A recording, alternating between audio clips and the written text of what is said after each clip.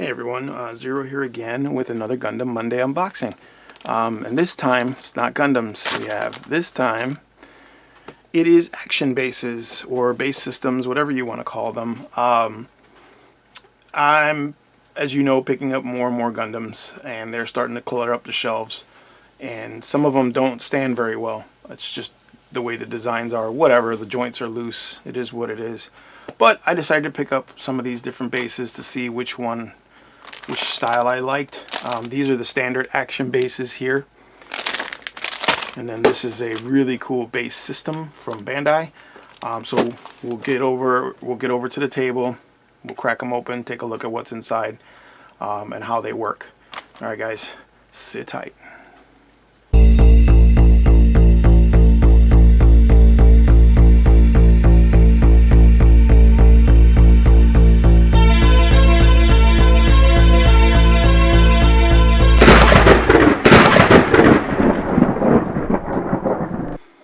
Alright everybody, let's take a look at these two action bases from Bandai. Let's see what we got. We'll take a look at the small one first, and then we'll open up the big one.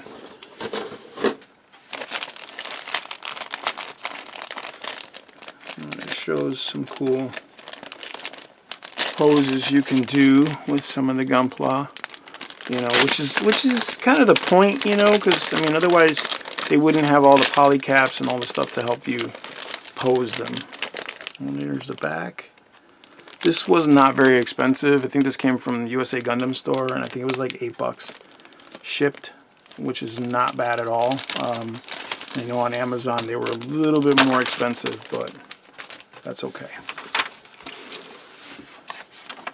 You know, normally I would go with Amazon over most retailers because the shipping is really fast and you get Prime, but not in this case, especially right now in the pandemic. With the pandemic, shipping is only essentials. So model kits aren't essential apparently for people's health, but there you go. There's the instructions. It's just simple fold out, you know, instructions there. Not too bad. Alright, I don't know if you can see that very well, but it's a clear teal blue plastic. Here's the base here, and then we've got the arms. You put the halves together. You don't need to glue this stuff. You can if you want to, but you don't need to. And it also comes with a bag of screws to keep this thing together. So you can tighten it up depending on the weight of the Gundam. Some Gundams are heavier, more denser than others. It says this is for a 1/144th scale kit.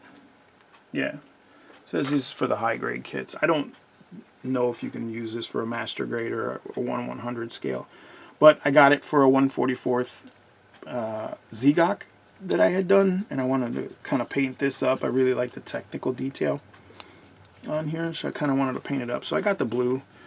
I think I could have gotten like a white one. It would have been even cheaper. Alright, so there we go. That's the action base from Bandai. I don't know which one this is though. I know they're numbered, so this might be number 1. But either way, there you go. We're gonna put this together, and then I'll show you guys the end result of that in a second. But first, I want to take a look at this bad boy. So this base system 001 builder's parts. Now it says it's for 1/144th scale, but I've seen videos where guys have put 1/100 scales in here, and they look pretty good because you can actually extend this out. You know, you can move these walls and extend this out. So it's very like modular, which is really cool. Let's take a look.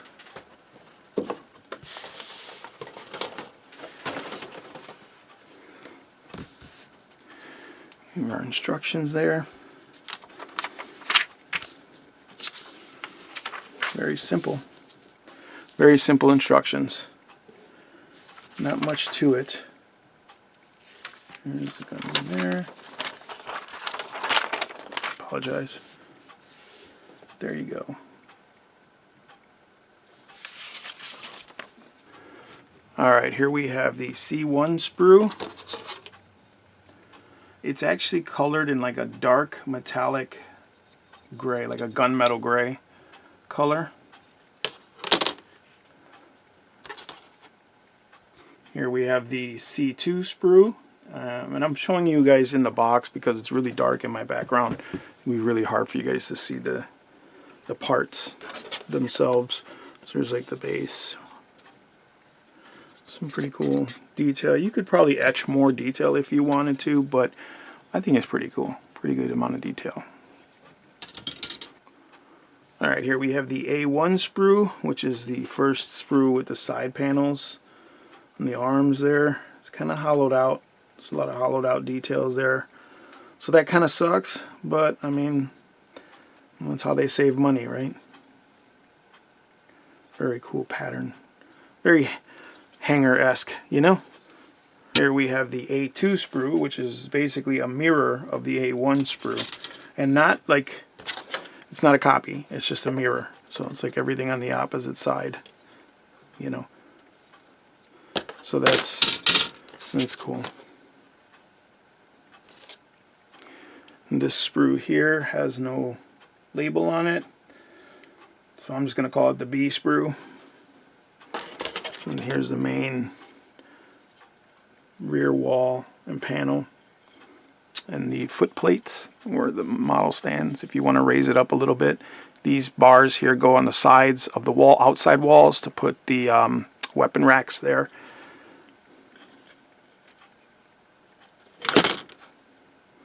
That's pretty cool.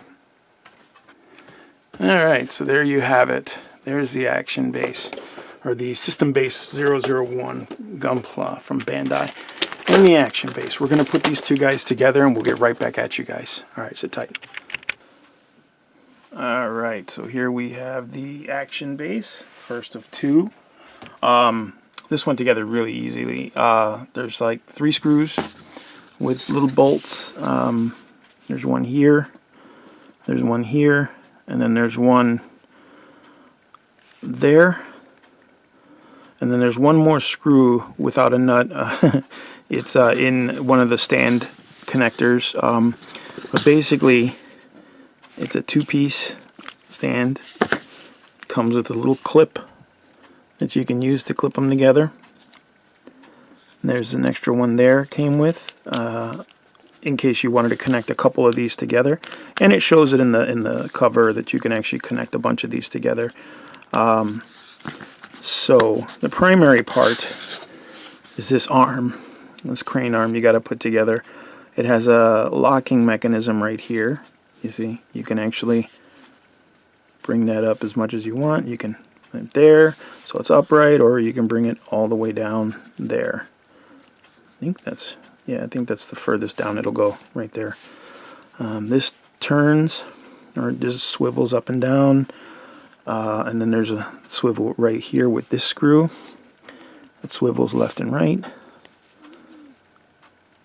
You know, and then this peg is just an adapter or an open peg for you to place the other parts. So you can put that in any one of these two holes there, just like that. You can spin it around. It's kind of loose fitting. Everything is really loose fitting. So no matter how much you tighten the screws, this will always be, you know, it'll always be floppy. Now up here, it's a little tighter because this screw tension actually makes a difference, and so does this one in here. But down here, like these parts, they come apart very easily. So the first connector, well, let me show you actually. These little connectors here, it came with these.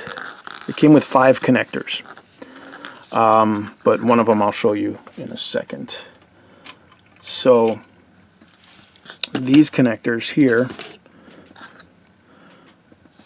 are they're just general connectors. They go in between the crotch of the mobile suit, and I'll show you right now.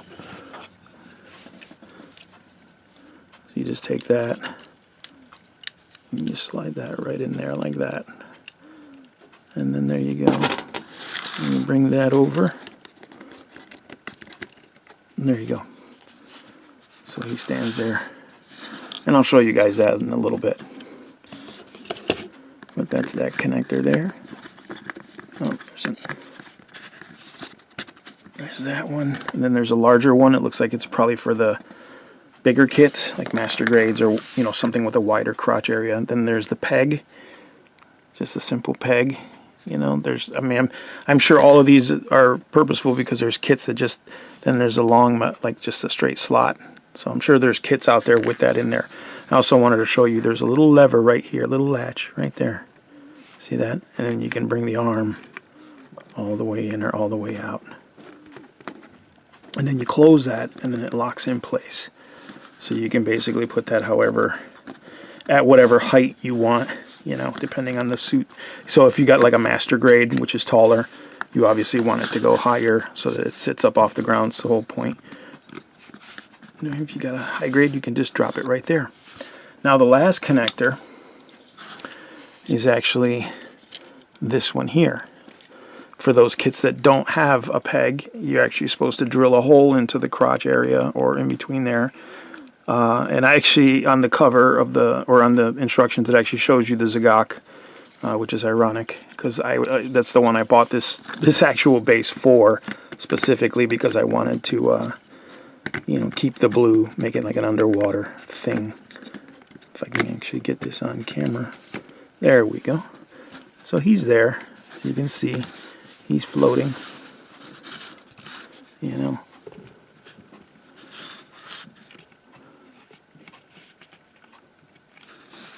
So it's not too bad. And again, you can lower it, you know, or you can raise it. And depending on where you raise it to, you can drop that down. You can even have him blasting through the water. And he's pretty stable. It's a little, you know, you see, a little wobbly, but that's not the model. It's actually the actual stand itself because it wobbles around. And the peg hole is, like I said, it's kind of loose. It stays in there. You see that. It stays in there pretty good, but it's loose. So we'll get this on the turntable so you guys can take a quick look at this in a second. But in a second, we'll give you the other, we'll show you the other base that came, that I just got. Alright, so here we have the other action base. Base unit 01, I guess is what it is. And this is actually like a hanger, which is really, really cool.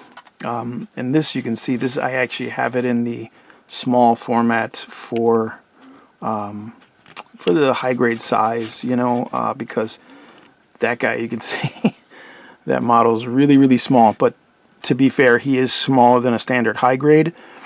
But you can see that there's room, you know, a ton of room for you to put a larger model in there if you really wanted to. And I'll show you really quick.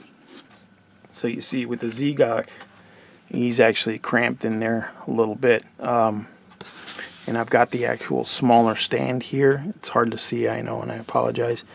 But there's a larger stand you can use. You can actually move this whole thing. You can separate it to make it wider to accommodate a larger kit. And on the side here, really cool, comes with these little hooks here that hold weapons if you want it. I don't have any. The suits I have right now don't have. Whoops. Yeah, he's gonna go home because he's a little drunk. But the suits I have right now don't have a lot of external weapons.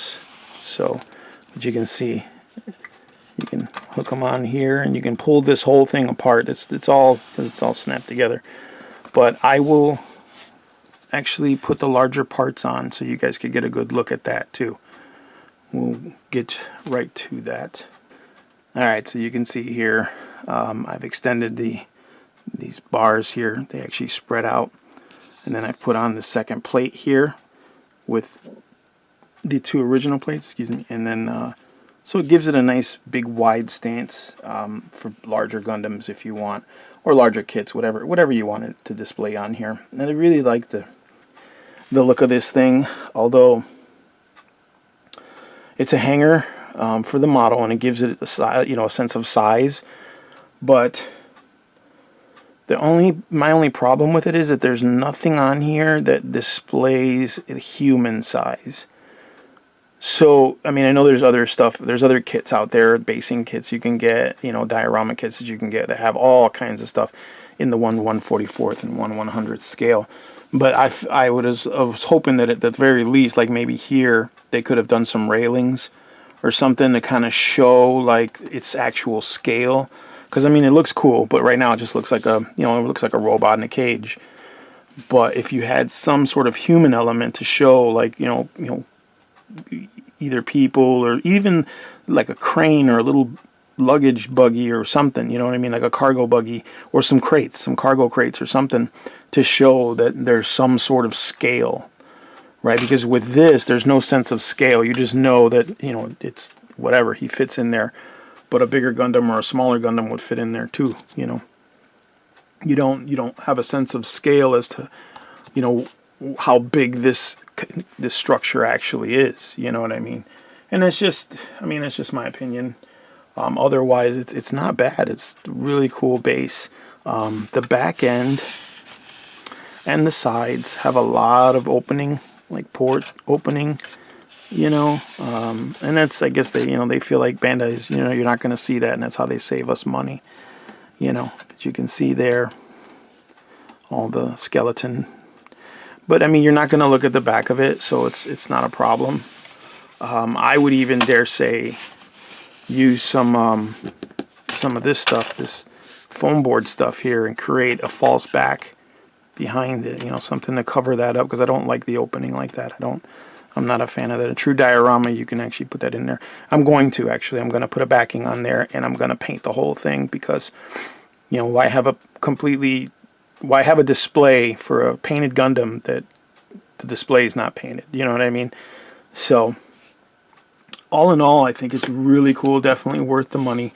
And it wasn't that expensive. I got it from USA Gundam Store, and they sent it like super fast. So, they're pretty cool. But I definitely think I want to get a couple extra, and they actually come with this little clip.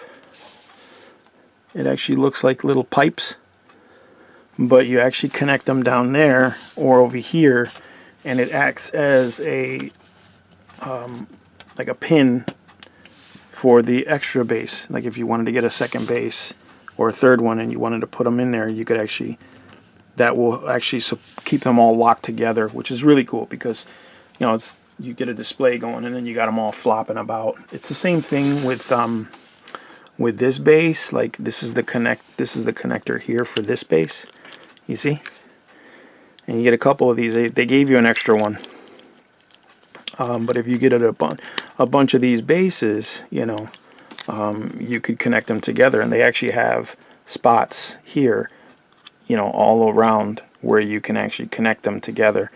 So you could get a slew of, you know, a string of bases together and connect them all. But there you go. Those are the action bases, and I think they're really cool. I think very cool idea, very cool prospect, and, you know, potential for really cool posing with your Gundams and stuff like that. I mean, you know, that's also the point of the Gundams too, right? Is it because you could just buy a, you know, if it was just a model kit, a stagnant model kit, then it would be in a pose, whatever. But these are dynamic model kits, so you can pose them however you want, and then set them up for display. But we'll get these both on the round table in a second, so you guys can see, you know, 360, what they look like with the models on them and stuff. But as always, guys, thank you for watching. Like, subscribe, share, and check me out on the Tabletop Dungeoneers Discord server. Put the little guy right there. You can tell him that Zero sent you. Come on over, you know, and chit chat with us. We talk about everything from Gundams, RC, Star Wars, tabletop role-playing games, Dungeons and Dragons, crafting, everything. So come on down, tell him Zero sent you. Alright guys, thanks for watching.